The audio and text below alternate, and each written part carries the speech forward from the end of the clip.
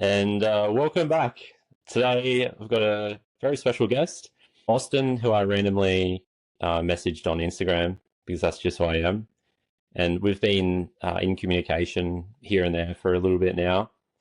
But I did come across you off your TikTok, one of your videos, which I actually shared to my Instagram because I don't know someone who breaks down things as well as you. I'd probably say maybe like Dan Co. You're like, you remind me of Dan Co. Hopefully that is a compliment. But yeah, I wanted to bring you on here today and we could sort of delve into some concepts and light bulb moments that have helped you become who you are now. So welcome, Austin. It's great to have you on board. Thank you very much for having me. And I appreciate the kind words. No worries at all. I don't think that I'm quite up to par with Dan Co, but I'm certainly trying to. I'm not trying to charm you, but I did honestly, I come across you and I was like, this guy's really, really wise. Or you broke things down really well. So I was genuinely interested to get you on to learn, more about you and like how you've learned about all these concepts and your journey with self-development and everything. If you can just give us a bit of a backstory of who you are and where you've come from. Sure. So I grew up in a one-bedroom house in St. Joseph, Missouri, the single mother at the time. And I went to, I went to school at Mizzou. I got my degree in economics, and I have been a business owner or an entrepreneur rather for my entire life.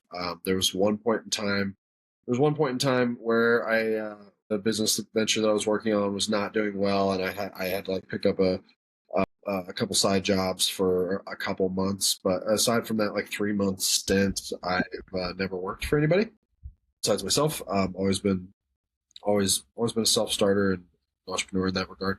Currently, I'm a member of the Forbes Business Council. I'm the leader of the artificial intelligence group for the Forbes Business Council. I founded several companies now that are doing well, including Autonomy and our subsidiary brand Doxy. We have a couple other brands that we have minority stake in as well that we've played a role in bringing to life. Outside of work, I am a content creator on TikTok, as you alluded to, and I do mixed martial arts. And recently became a state champion Muay Thai fighter in March this past year. Those activities pretty much summarize my life. I have no time really outside of those things. That's kind of the brief background on kind of who I am as far as like how I started getting into psychology and self-development and some things that on TikTok that you learned about me from. I was in a bit of a dark way. I guess this would have been 2008, 2019, about 6 years ago. My first entrepreneurial venture I worked on for 5 years. Yeah, about 4 or 5 years straight, and I couldn't get funding for it. It was in the biotech space, and that was a very expensive place to try to start a new venture. Plus, there's all kinds of red tape and whatnot. I didn't really have any discernible credentials because I was all self-taught, and the material that I was, working on, I didn't have a team with me. Like a lot of reasons to not fund me, right? And so I couldn't get funding, and it was kind of a, I was working with the president of the International Hyperbaric Medical Foundation at that time, and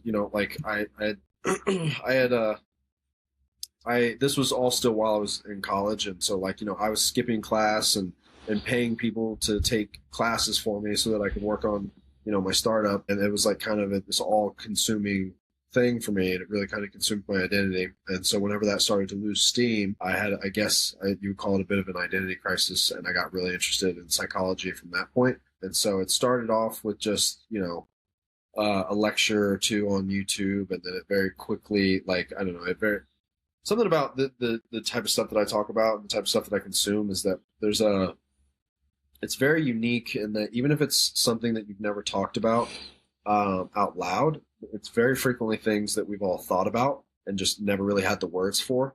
And whenever you have like a moment like that, you encounter something that you've thought about but never really had the words for, it it grips you. It's very compelling, unlike other forms of content that you can easily disengage from.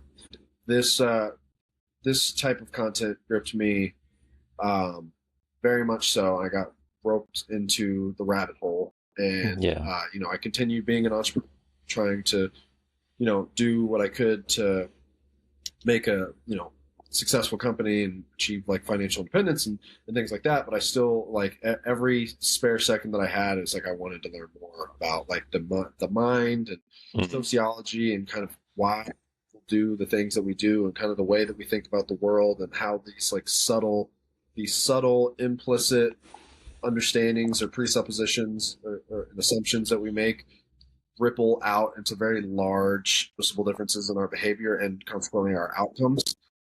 And so, kind of what that turned into is, I would have a lecture up, and then I would, go to the related video. It's very simple, so it's not anything really too complex. Yeah.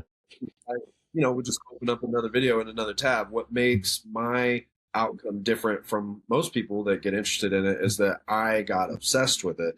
So I didn't just open up one video in a new tab. I opened up hundreds of videos in new tabs, and I got to the point where I couldn't possibly sit there and binge all of them right then and there because I had responsibilities throughout the day. But I still wanted to consume that content. So I just had a separate window on my desktop that was nothing but YouTube videos. And I would just minimize that.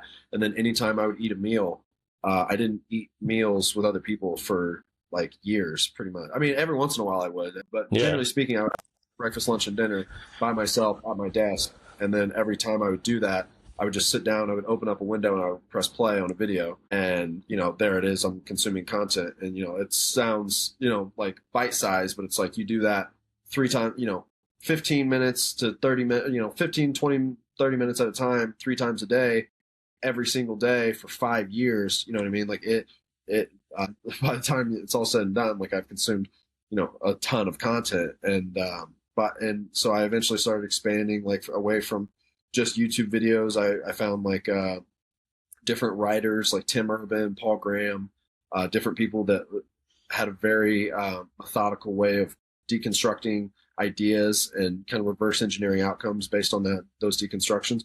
And a lot of those type of people, they would only do written form content. They didn't make video content. And it's kind of hard to, read an article while you're eating, right? It's much easier to listen. And so I got like a screen reader, which they're all over the internet now. It was kind of a challenge to find one back in the day. Yeah.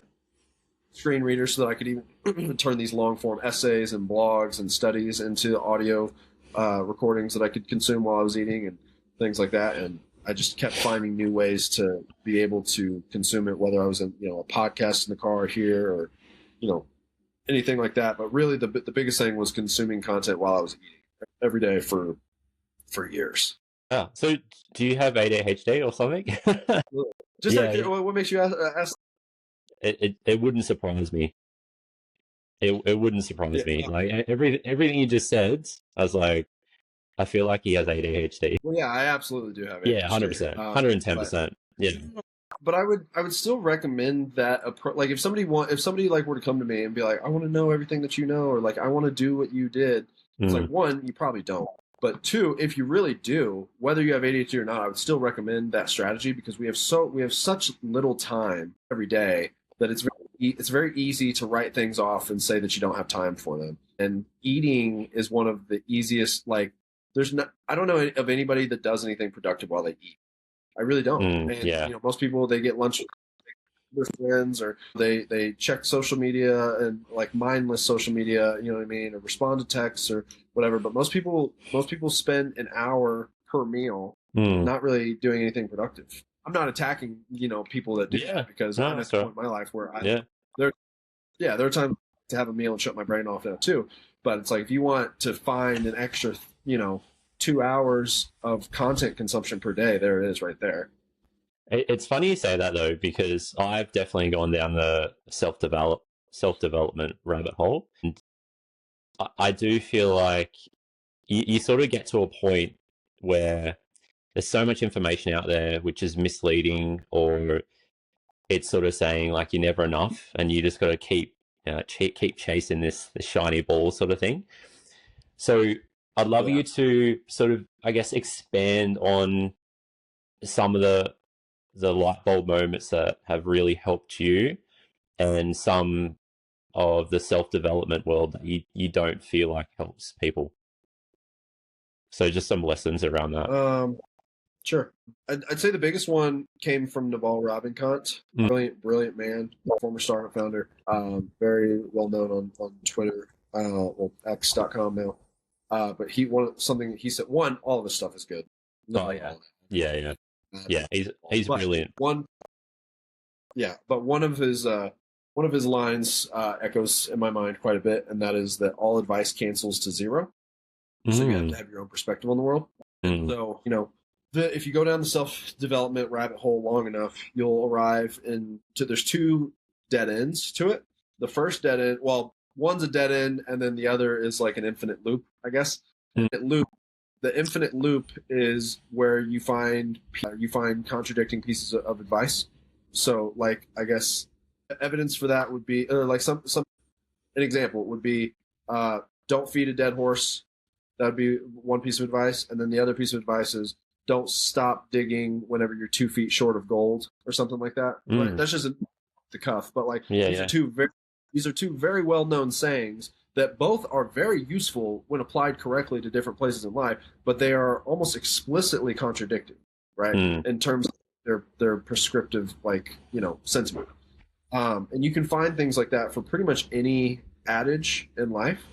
And so you get to the point where you need to just make sure that you have both of those tools. You'll get to the point where where intuition will code for, okay, well, I found this one and I found this one, they're contradicting. So I'm going to keep trying to like find different versions of each one and see which one I can find more evidence for and find which is the most optimal strategy. And the point is, like the end result of that is that there's no silver bullet for all of reality. There's too many types of situations, and there's not enough computational capabilities within the human mind.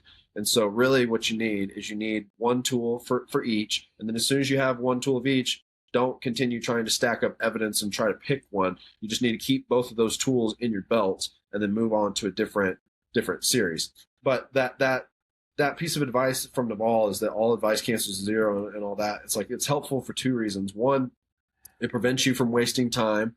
Whenever it's like you've got your two ideas or whatever, like that's all you need. So it prevents me from wasting time chasing for more. And then two, it prevents me from mindlessly accepting somebody's advice, because even if I receive a piece of advice that is good, I can then acknowledge like, okay, there's also somebody out in the world that would give me probably the opposite piece of advice. So what is the rubric by which I'm going to make up my own mind? And so it kind of like facilitates a bit of like individual a little bit there, which I think is great for any intellectual endeavor. So that's the first one. And then the second one that comes to mind is, so that's the infinite loop. The dead end is where you start hearing the same pieces of advice told in different ways. There's one particular thought leader, which I'm not even going to say who it is because it doesn't matter. But there's one particular thought leader that I was particularly infatuated with for quite some time. And I got to the point where I had heard and he's got, hundreds and multiple hundreds of hours worth of content on the internet. And I got to the point where I had, looks like we lost Doma. I got to the point where I had consumed pretty much all of his content, all of his ideas, all of his theories and whatnot. And so much so that I had begun hearing the same ideas or the same concepts in different lectures. And so I was hearing it explained in a different way because he was explaining it to a different crowd. That's something that you can get caught up with too, where it's like, in the intro, it's like, if you really want to follow the self-help, creed, if you will, then you probably shouldn't waste time. And so I, as somebody that's trying not to waste time, should probably not be consuming the same idea across, 10 different lectures, right? So that's kind of like the infinite loop on the one side and the dead end on the other side. And so, I definitely think that there is a equilibrium that you can achieve by consuming the optimal amount of content. And as far as what that amount actually is, I would say that amount varies from person to person, and what Mm. determines that amount is based on your values. Yeah, 100%. That was definitely one of the that's definitely one of the other major breakthroughs that I've had as an individual, is realizing that if at any given time there's confusion or uncertainty or regret or any sort of retrospection or reflection, the best compass to navigate those waters is is asking yourself, how does this situation mesh with my values? Like, how is are my current circumstances congruent with my values? If they if they are not congruent with my values, why are they not congruent with my values? If I value, hypothetically speaking, if I value family, if I value my family ties more than anything else in my life, dramatically so, like nothing else even comes close. This isn't necessarily the case for me. I'm just saying hypothetically. If you only value family, then you don't need to consume content. You probably don't need to consume all of Jordan Belfort's content on sales, right? Mm. Even though there's things in there that could be applicable to your life and go beyond family, or sorry, go beyond business. Like, because Jordan Belfort, he's Wolf of Wall Street. Most of his stuff is about sales and business and things like that. Even though he has content that goes beyond sales and business and are just applicable life lessons, if family ties is your number one value, then there are probably better people that better sources of self-help knowledge that are going to be more applicable to you. Mm. Whereas somebody else might not have a family at all and might have grown up extremely poor, and their number one value might be financial independence. And so Jordan Belfort might be a perfect fit for them, right? So it's like, one, finding your values, it helps you choose where to, accrue information from, but it also helps you kind of, it helps you determine where to accrue information from, but it also helps you where to put a cap on it for the sake of, maximizing the value of your time. So those are definitely the biggest things that I have come across in terms of things that have made an impact in my life specifically. I did want to touch mainly on the last one of your values, because this is something that I've tried to delve into many times. The thing that I find the hardest with this is trying to narrow it down to 5, or like narrow it down. Like, they say, oh, you should come to 5. And I'm like, these are like 20 apply to me. So how do you navigate that? Like, how have you navigated that? Do you have like 5 strong core values? Like, what's your number? I don't think that I have a number. I think the number is near infinite. I think it just comes down to having priorities, like an order of operations, if you will. And it's difficult, very, very difficult. It's it's simple, but it's not easy, right? Simple and easy are not the same thing. So, but you are of achieving it, it can solve so many problems for you. It can simplify so much decision making. And I guess I have I don't even know if I have really I know what my number one is. My number one value is freedom. And that has been a very helpful North Star for me, where it's like, I don't want to have a boss. And so, I work for myself. I don't want to ever be fearful of being in a room where, or a bar where, someone is drunk and aggressive and physically threatening and whatnot. So that's why I do martial arts. You know what I mean? It's freedom from potential forces that could cause me harm. And so that has helped my decision making quite a bit. Beyond that, I know that I value financial independence or financial security. Which is a separate thing from freedom. And then in terms of the order, I suppose it's domain specific and subject to change throughout time. But the most consistent for me is freedom, and that seems to be a very helpful guiding North Star. I can boil a lot of things that I value down to freedom, where it's like, I want to be healthy because I want the freedom to be able to climb on something if I want to climb on it, or to be able to move my furniture if I want to move my furniture. I don't want to have to rely on other, because I believe that self-sufficiency, self-sustainability and self-sufficiency is essentially the definition of in today's world. No, that's great. That's a really powerful reminder for values. and having freedom as your number one. So what do you feel like? Because I feel like freedom encompasses a lot of different areas of your life, as you said. What could be there with freedom? So I guess that could be family if you're very family orientated, or like, you know, you're living for your kids. So it would be security. What do you feel like are some other really strong competitors?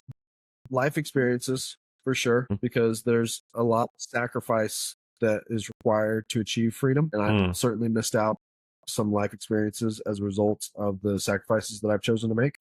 So I know that that's for sure one of them. Money is another one. Love is another one. Entertainment and, you know, enjoying the moment are all things like that kind of play a role, I would say. But you're right. It does encompass a lot of different things. And I don't know, you know, that I guess maybe I got lucky with mine. I don't know if there are others that work the same way, where like one core value can be such a powerful compass like that. I just know that that's how it is. I just know that that's how it's worked for me. And even the same way that I've, you know, the way that I make content and things like that, it's, you know, I want to be free from suffering, and I want to be free from negative emotion and these sort of things. After establishing your values, the next thing I would say that helps with me is identifying compounding actions, because sometimes I can find things where it's like, okay, this leads me to freedom in this domain, but this leads me to freedom in this domain. So how do I choose? And so I typically try to see, you know, which path can yield more compounding benefits, even if the compounding benefits are hypothetical, as long as there's the potential for compounding gains. And I typically go with that route, because I think that compounding action is a very thing that we can't fully. Yeah, you know, that's a very smart idea. It's like, okay, what compounding effects are going to help me obviously become healthier? Or it's like, it's simple, it's obvious, but it's like, then you could be like, yeah, 5-10 years ahead if I do this compounding effect. It's like atomic habits, 1% better every day. Yeah, Richard Branson said something one time. He said, if you can figure out how to use leverage, you will blow all of your competitors away. And he wasn't just talking about financial leverage of borrowing money. He meant leveraging everything. Like, it's like, I'm leveraging, you know, hypothetically speaking, I have a video go viral on TikTok. I use that video to leverage for why I deserve to go on a podcast. And then I use the podcast to leverage why I deserve to go another podcast, or maybe a news anchor. You know, you take what you have done and use that as evidence or justification for why you deserve the opportunity to achieve more.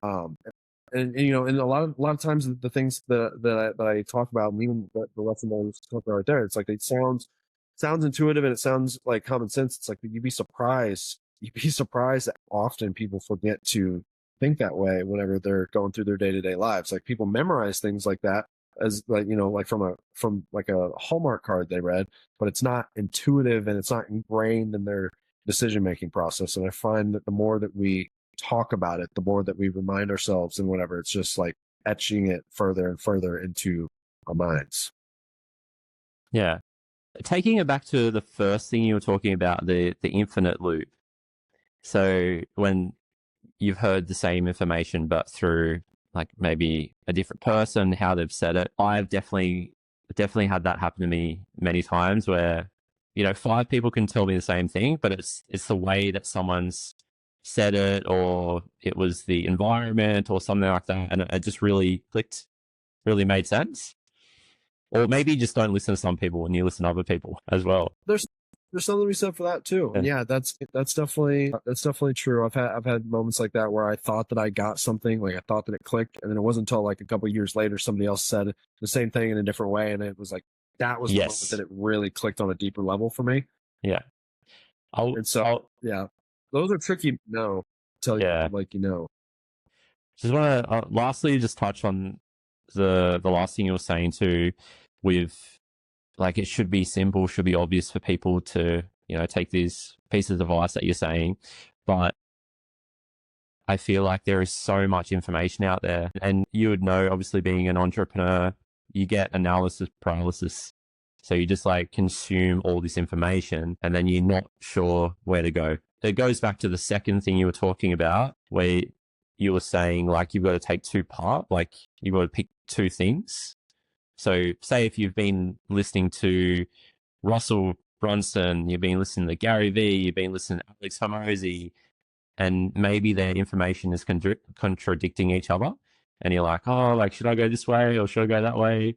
So that's where it does come back to your third value, which is your values. You know, what's the most important to me? So one of my values is to be kind, you know, and Gary Vee is all about, you know, being kind and swearing a lot. But yeah, that's one of my prime values, just to be kind.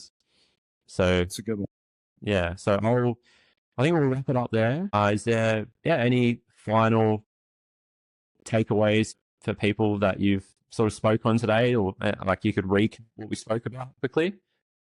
Sure. The bit that you said about analysis paralysis in particular, it's something I still have to remind myself of. But like simply getting shots up is the number one strategy. I have a note on my wall that says speed might be the most important thing because simply getting reps, you know, volume. It's a much powerful approach than the alternative. A couple things that echo that sentiment is the adage. Like one would be the adage: "Don't let perfect get in the way of good enough." Or don't let perfect get in the way of finished. The second thing that comes to me is the fact that I don't know if this is still the case because I don't watch NBA, but I know for a long time, Kobe Bryant had the most missed 3-pointers in the history of the NBA. It's a coincidence because, you know, he took the most shots, right? So, you know, don't be afraid to fail hard, fail quick. And then the third thing I would say that helps echo that sentiment is that, well, let me think about how to word it. The third thing would be something along the lines: failure, the cost of failure and the cost of effort and taking risks rose in perfect unison with your age. And so that means that by definition, there will never be an easier time than today. So if you can't do something today, it's not going to be any easier for you to do it tomorrow. I love that. Some great points to finish off. All right. Well, do appreciate you taking the time. Yeah, for people who want to follow you or check out more info on you, where should they reach out? It's at Austin Ambrozi on the hit. It's the little name right here. Yeah, Same. I'll Same put name. it in the podcast. Yeah. Same handle on all platforms. TikTok and Instagram are where I'm most active. Awesome. All right, I'm going to end this and we'll have a bit of a chat. So